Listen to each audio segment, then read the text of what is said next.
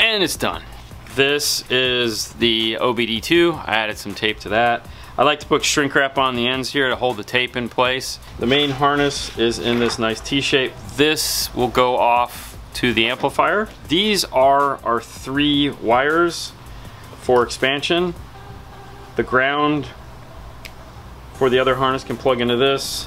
This is the iData connection that'll go into the back of the radio. Main brain over here. OBD2 plugs into this. This is everything that we need in order to get it into the car. I can plug this in right now and I can test everything and see what works, what doesn't work, and if I have all the parts that I need to make that happen. Join me in the car.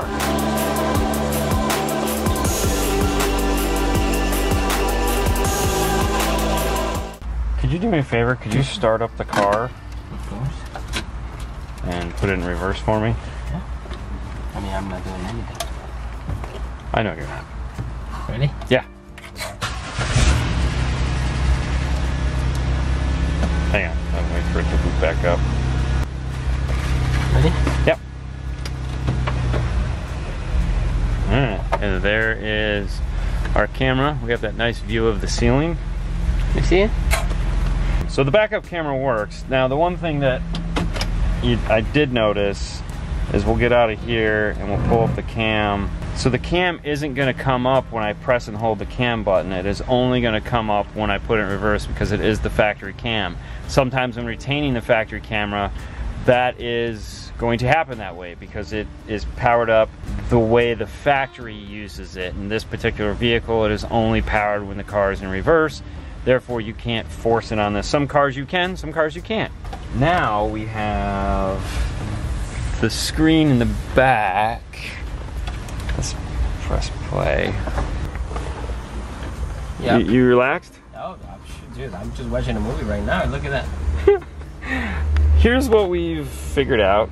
We have a DVD in here right now, and it is playing out to these screens. Mm-hmm. Yours back there? Yeah, I got a screen back there. It's coming from this, so we can hear the audio from this. We can hear the audio from this in the system right now. We can also put a DVD into this, and it'll play back there, and you can wear headphones. And we can also, because we're using that backup camera input, we're taking the video off of this into this unit right here. So we can display it. That means if we wanted to just get through the menu system to make sure it works, we could do that. This has dual zone capability, which is kind of cool, which means I can come into here, select audio, select dual zone, and if I select dual zone, I can actually get volume for just the rear speakers and play a different source up front. I could select FM if I wanted. Yeah. And I could listen to the FM radio on the front speakers. Right now we'll just leave it disc so that we know it works. Put this back on single zone. It will shut off the subwoofer if I do that, because you don't want a sub in the back of the car beating away and sounding terrible. This configuration gives us the ability to monitor and play movies from the main unit to the back units, from the front DVD player to the back unit. It's kind of confusing, there's no doubt about it. The biggest is that if I wanted the audio to come from that DVD player into this unit, which I really don't need because I could just put the DVD into this unit to do that, I need a cable called a C3CAV, which Kenwood makes.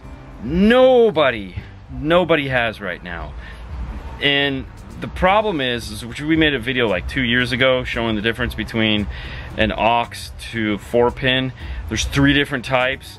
So it's a real pain to try to find the one that we need from Kenwood. A couple places used to make them, they don't make them anymore. So it kind of stinks. We still can do everything we want to do for this. They can be in the back playing the factory DVD player, put some headphones on, sit back there, be asleep, do whatever they need. The person in the second row could be watching the front DVD player, and the person in the front of the car could be listening to FM. You could have 3 different things going on in this vehicle at the same time. How cool is that? I mean, you agree? Wake up. Yes. That's all you got for me is yes? Yeah, sure. Either way, this system is all set and ready to go. I can now get the radio brackets screwed on, so let's go over the bench and get the radio finalized. I'm just gonna leave this harness the way it is. I'm gonna put some shrink wrap over those RCA connections. And yeah, that's it. Join me at the bench. Before I put the dash kit onto the radio, I do also want to mention the antenna adapter we're using is a BAA22. This just plugs in, no amplification or anything like that. For the dash kit, this is a little bit different. We are going to use some Alpine brackets.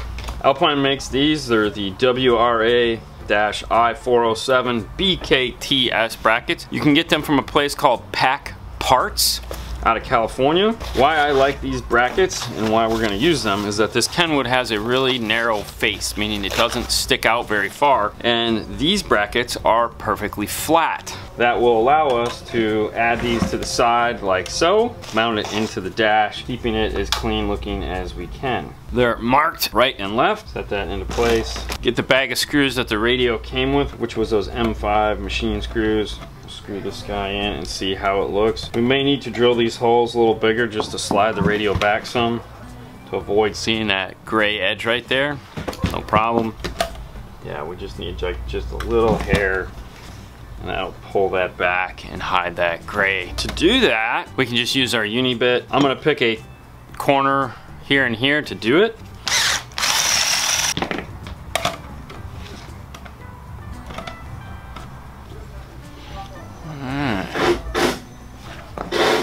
I'm gonna grab the dash bezel and see how it all fits on there. There we go. That silver matches the silver, it looks pretty good. The nice thing about these brackets, if you've ever used a Chrysler, Jeep, Dodge bracket before, they're plastic. These are metal, which means this really gets in the dash and stays nice and firm in the dash. The last thing I need to do to this radio to make it ready is zip tie up these RCAs. I don't like leaving them loose to flop around. When you do that, they can get caught up in all the little cracks and crevices of the dash. I'd like to zip tie them into a bundle because that makes it less likely for that to happen if they're all in one big area. When cutting zip ties, make sure to use a flush cutter. This way you will not hurt yourself. Unless you're into that whole like cutting thing, in which case, you know, hey, there we go. The radio is all set. We are done now with the prep work for the radio. We know what works, we know what doesn't work. We have this mounted, we have the harness. That means it's time to move on to another part of the install. For the dual USB, we will be using the Stinger Select SS USB 2. It is a dual USB piece. It's a little bit bigger than a standard cigarette lighter size, but it gives us dual USB that we can run up to the radio. For the rear speakers, he actually already has a set of the Rockford TMS 69s installed. He wanted something shallow that fit inside of here. These motorcycle speakers fit the bill perfectly. He was gonna put this set in the front doors, and then he decided that he would much rather have the active front stage than just another set of 6x9s in the bottom of the door. I was like, that's a great idea. Let's take a look at those door speakers we're gonna be using, the KFC XP6903Cs. If you've never seen these before, they come loaded with a ton of stuff to make your installation easier. Going back to the cover, I almost forgot, these work great for Toyotas, Dodges, and Chryslers. They also work in Chevys. They have a 2 version instead of the 3. The 2 has a 2.5-inch middler. Sounds amazing. That one would be for your Chevy. The 3.5 is a little big. You'd have to do some cutting to get that to fit. Inside the box though, warranty cards, whatnot. This is the magic right here. This bracket is what allows all of this to happen. These are the Chevy mounts here. This big outside is Toyota. You can break all of this off and you'll have just a 5/8 inch spacer. There's little notches for the wire to run through. This is a really cool piece. They also give you foam to go on the front, kind of fast ring-ish, which we'll be using.